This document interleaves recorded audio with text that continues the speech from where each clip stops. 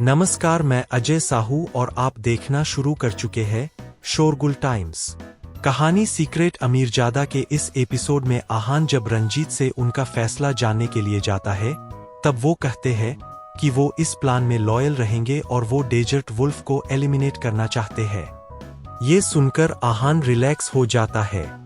अरुण पुलकित और बिट से मिलता है और उन्हें बताता है कि कोई वर्मा फैमिली को नुकसान पहुंचाना चाहता है। दोनों उसकी मदद करने के लिए मान जाते हैं, पर जब वो क्लब जाते हैं तब अरुण की मौत हो जाती है। आहान को उसकी मौत का कारण बहुत अजीब लगता है। जब पंकज ने कह दिया था कि शुभम कुछ भी कर सकता है, तो आहान ने उसके बारे में ज्यादा नहीं सोचा। उसने पूछा, तो फिर अब सिचुएशन क्या है? पंकज ने कहा, पाठक फैमिली का डायरेक्ट वारिस शुभम पाठक मर चुका है, जो अरुण वर्मा की मौत से ज्यादा इंपॉर्टेंट मैटर है। अब पाठक फैमिली ये डिस्कस कर रही है कि वर्मा फैमिली उन्हें कैसे कॉम्पेंसेट करेगी। ये सुनकर आहान हैरान हो गया। उसने पूछा, किसी की मौत के बदले वो सिर्फ कंपनसेशन मांग रहे हैं? पाठक फैमिली वर्मा फैमिली से डरती है क्या? पंकज ने कहा, वर्मा फैमिली से कौन नहीं डरता है, पर भले कुछ भी हो जाए पाठक फैमिली अपना बदला तो लेगी ही। दोनों फैमिलीज के बीच चाहे कुछ भी हो, थोड़ा बवाल तो जरूर होगा। आहान ने कहा, तो फिर ये मामला ऐसे ही निपट जाएगा, बड़ा हंगामा नहीं होगा?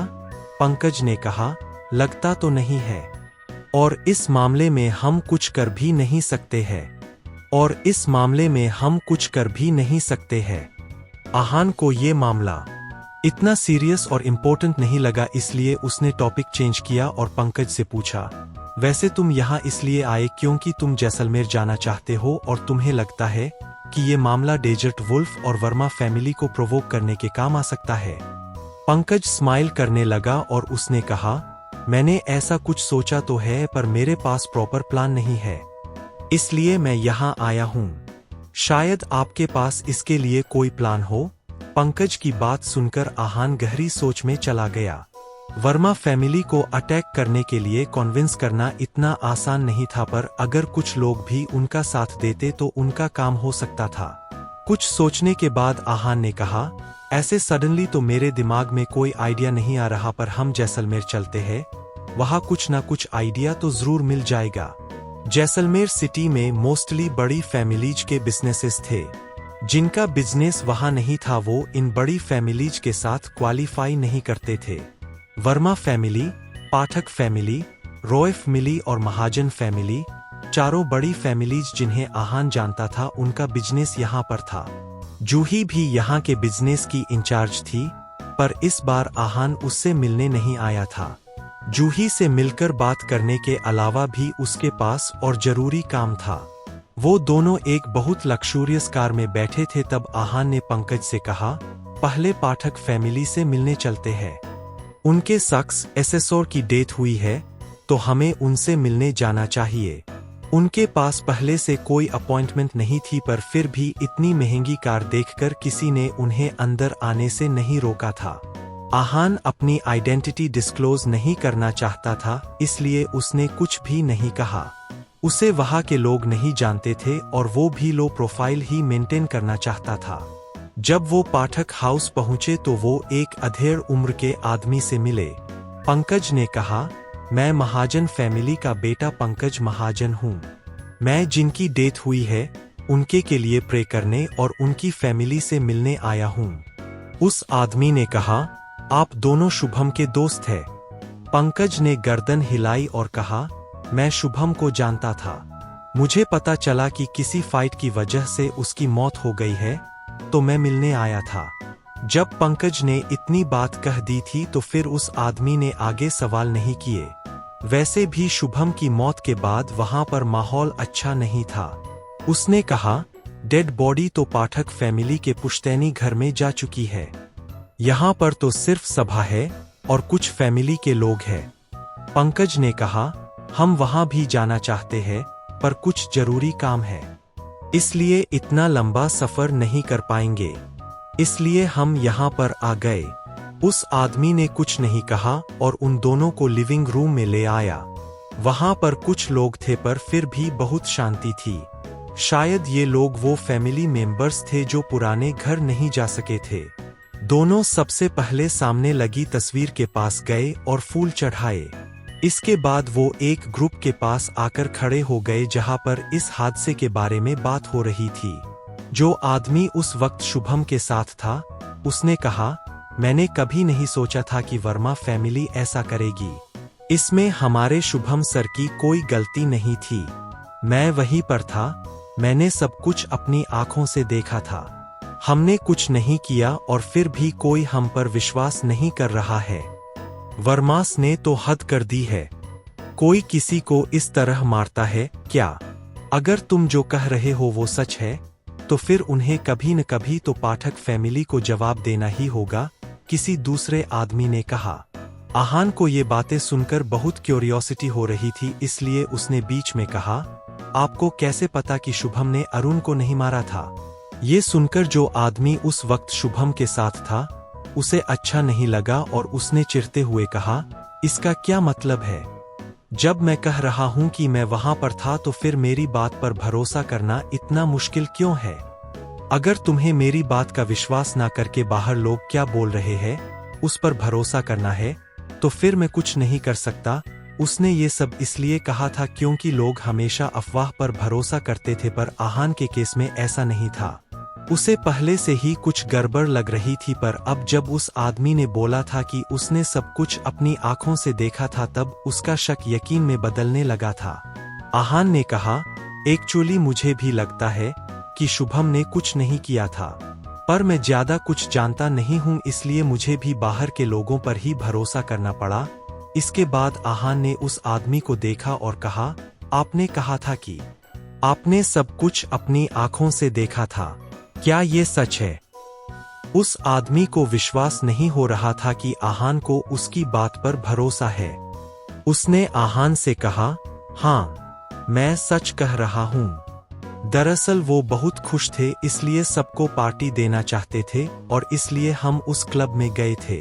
पर वहां उस आदमी ने उस दिन क्या क्या हुआ था सब कुछ आहान को बता दिया, पर उसने ये नहीं बताया था कि शुभम सिर्फ अरुण से मिलने गया था, क्योंकि वो वर्मा फैमिली से डरते थे।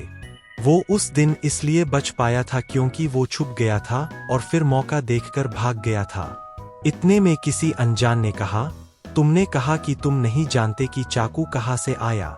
वो तुम में से किसी पर लगा भी नहीं, इसलिए हो सकता है कि किसी की वर्मा फैमिली से दुश्मनी हो। इस पर उस आदमी ने कुछ नहीं कहा, बस चुप रहा। आहान ने भी आगे कोई सवाल नहीं किए।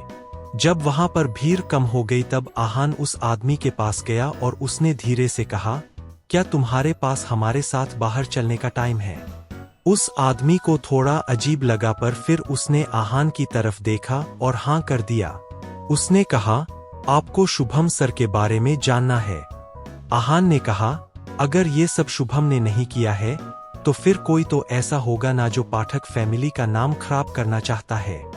अगर हम दोनों मिलकर काम करें तो शायद उसका पता लगा सकते हैं।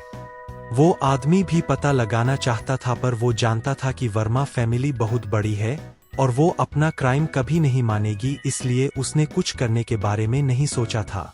पर अब जब कोई उसका साथ देना चाह रहा था तो उसका भी कॉन्फिडेंस बढ़ गया था। उसने कहा, मेरा नाम सम्राट है। अगर आप शुभम के बारे में और जानना चाहते हैं तो आप मुझ पर भरोसा कर सकते हैं। आहान को लगा नहीं था कि उसकी इतनी कैजुअली कही हुई बात सम्राट पर इतना इम्पैक्ट करेगी। उसने कहा, तो फिर हम चलें? हम, सम्राट ने कहा और पहले जाने लगा। उसने पाठक फैमिली के एक मेंबर से कहा, अब मैं चलता हूँ। 2 दिन बाद मैं सबसे मिलने पुश्तैनी घर जाऊंगा। इसके बाद तीनों वहां से निकल गए। वहां से निकलने के बाद वो लोग एक शांत रेस्टोरेंट में गए और बैठ गए। आहान ने कहा, तुमने कभी सोचा है कि शायद कोई वर्मा फैमिली से डील करना चाहता है? जब आहान को पता चला कि सम्राट भी पाठक फैमिली का हिस्सा है और उनका स्टूडेंट है, तब उसके मन में कुछ ख्याल आया और उसने ये सवाल पूछ लिया। सम्राट ने कुछ सोचा और कहा, तो आपको लगता है कि कोई एक साथ वर्मा फैमिली और पाठक फैमिली से डील करने की साजिश कर रहा है। ये सब एक कॉन्स्पिरेसी है, आहान ने कहा। हाँ, और मुझे लगता है कि ये सब उसने किया है, जो वर्मा फैमिली को अपना कंपटीशन मानता है और पावरफुल भी है। सम्राट ने तुरंत अंदाजा लगा लिया और उसने कहा, डेसर्ट वुल्फ। आहान ने कहा, हो सकता है, पर यह सिर्फ मेरा अंदाजा है। अगर तुम सच में चाहते हो कि वर्मा फैमिली अपनी गलती मान ले तो तुम्हें डेजर्ट वुल्फ से बात करनी पड़ेगी। पाठक फैमिली में उनसे बात करने के गट्स है। सम्राट ने कभी भी ऐसे सवाल की उम्मीद नहीं थी, इसलिए उसके चेहरे का रंग सफेद पड़ गया था। वो जानता था कि ये कितना मुश्किल था। ये देखकर आहान ने रिलैक्स्ड टोन में कहा, पर इसमें कोई बड़ी बात नहीं है। अगर डेजर्ट वुल्फ को वर्मा फैमिली से डील करना है तो वो एक दिन सामने जरूर आएंगे, और अगर तुम्हें वर्मा फैमिली से उनका क्राइम एडमिट करवाना है तो तुम्हें इन दो फैमिलीज के सामने आना होगा। मैं तो कहता हूं कि तुम्हें सही वक्त का इंतजार करना चाहिए।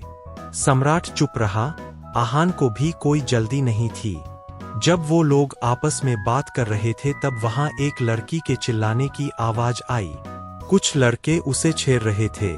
जैसे ही एक शरीफ आदमी उनके पास आया और लड़की को बचाने की कोशिश करने लगा, तब उन लड़कों ने उस आदमी को थप्पड़ मारकर साइड कर दिया। जैसे ही वो लोग उस लड़की वो वहां से ले जाने लगे, एक लड़का वहां आया और उसने उनमें से एक लड़के को थप्पड़ मारा।